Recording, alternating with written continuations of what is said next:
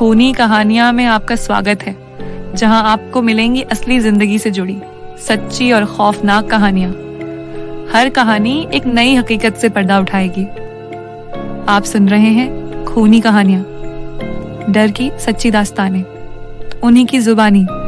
ये कहानी 1990 के दशक की है, भारत के शहर बेंगलुरु के एक गांव की, जहां लोग एक डरावनी आत्मा को स्त्री के नाम से जानते थे।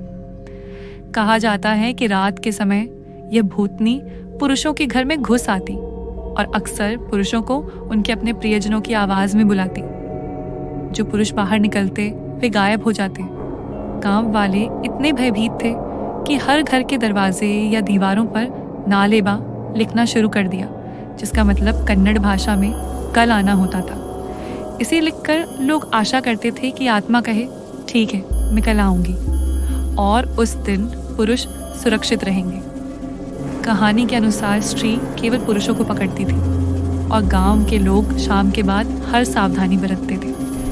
रात के समय लोग कहते हैं कि सफ़ेद कपड़े में महिला का रूप खिड़कियों या परछाइयों में दिखता था, और कभी कभी घर के भीतर अजीब आवाज़ें और कदमों की आहट सुनाई देती थी। ये कहानी इतनी डरावनी थी कि लोग अपने घर को सुरक्षित रखने के लिए दीवारों और दरवाज़ों पर लिखाई और प्रार्थनाओं का सहारा लेते थे।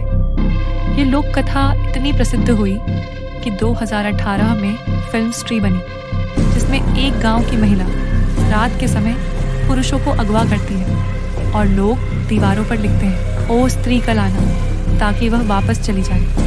फिल्म ने लोक कथा में ब्लैक कॉमेडी और डर दोनों को मिलाया, लेकिन असली कहानी केवल डरावनी वास्तविकता और गांव वालों के भय की झलक दिखाती है। आज भी लोग कहते हैं कि स्त्री की आत्मा कहीं ना कहीं मौजूद है, और अगर रात के समय सन्नाटा हो तो लोग दरवाजों या खिड़कियों पर नालेबा लिखकर सावधानी बरतते हैं। ये कहानी हमें सिखाती है कि कभी कभी डर केवल कहानियों में नहीं होता, बल्कि वास्तविक जीवन में भी महसूस किया जा सकता है, और स्त्री की लोक कथा उसी डर की जीवंत मिसाल है। अगर आप भी अपनी असली कहानी दुनिया के सामने रखना चाहते हैं तो हमें अपनी कहानी ईमेल करें।